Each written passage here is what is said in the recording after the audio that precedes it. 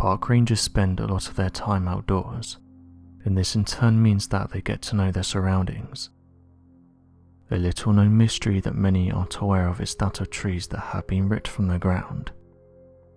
Except for a few social media posts made by park rangers and a few scattered articles, there's not much information about this mystery, but those who have encountered these scenes have been left confused. One post was submitted by a park ranger in the United States, and they detailed that on a number of occasions they found these trees turned upside down. Nothing that would seem out of the ordinary in a place like a national park, or in a state that often gets hit by harsh weather conditions. However, this park ranger soon picked up on the fact that something didn't seem right.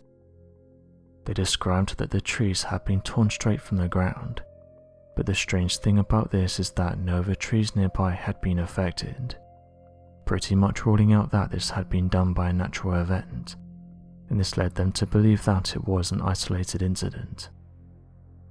Only a matter of weeks later though, the park ranger was walking through the same national park, saying that it can be found in Washington, and once again found another tree that had been turned upside down and forced into the ground.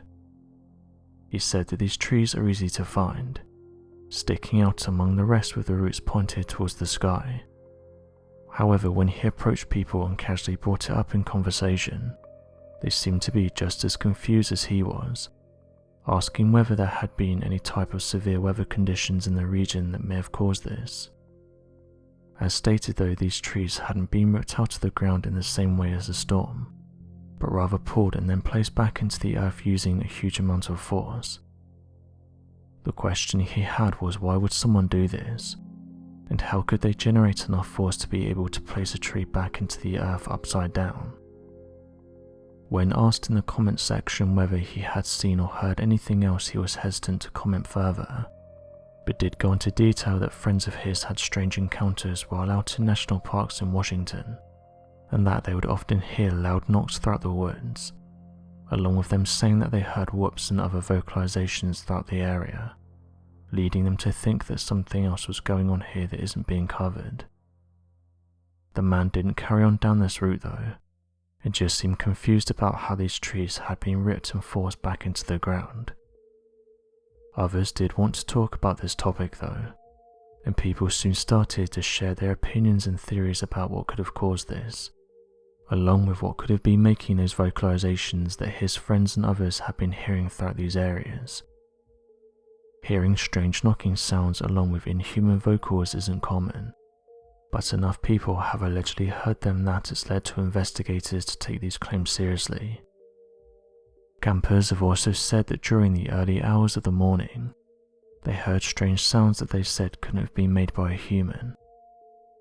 Although scientists and researchers will disagree with the culprit, many have pinned this on Bigfoot, saying that they also create dens and break down trees, although the reason for why they do this is highly debated among believers.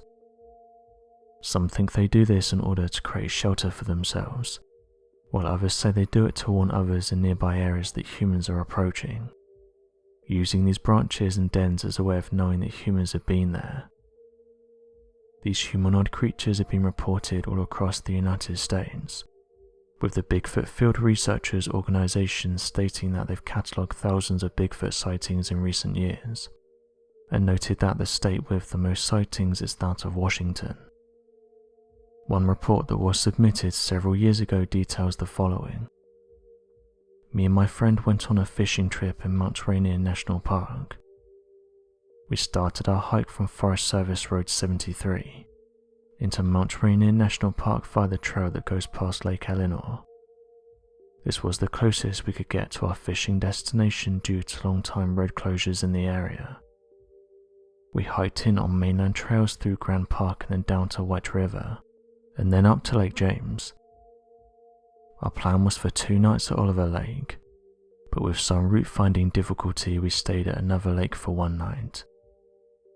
The next morning we hiked for around 15 minutes and located Oliver Lake, set up camp and then began fishing. As we fished around part of the lake from approximately 11 AM to 5 PM, I found it odd that I did not see any other sign of human evidence of any kind. i.e. fishermen trails, trash areas previously camped in, etc. Later that night, me and my buddy were inside our tent. They were fast asleep and I was tossing and turning. Suddenly I hear a low-pitched scream coming from the ridge above us, which I estimate about 300 feet up. Every inch of my body is on high alert, and I'm trying to figure out what is making the noise. The screams came in quick succession, and totaled 8 to 10 screams. By the time I wake up my buddy, the screams have stopped, and I explained to him what I heard. We continued to listen and did not hear anything else, and eventually we went to sleep. I'm writing this now because it jogged my memory from watching a Bigfoot show on TV last night, and it really struck a chord with me to reach out and report what I'd encountered.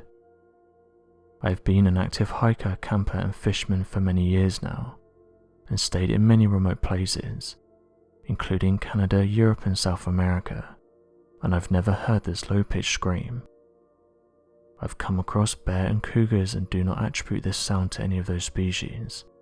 End quote. So what do you make of the park ranger that discovered the tree upside down in the ground? And what do you think is responsible for these strange vocalizations? Be sure to leave your questions and answers in the comment section below, and help us to grow this community while working to solve these unexplained mysteries. Thank you for watching, and don't forget to subscribe for more videos.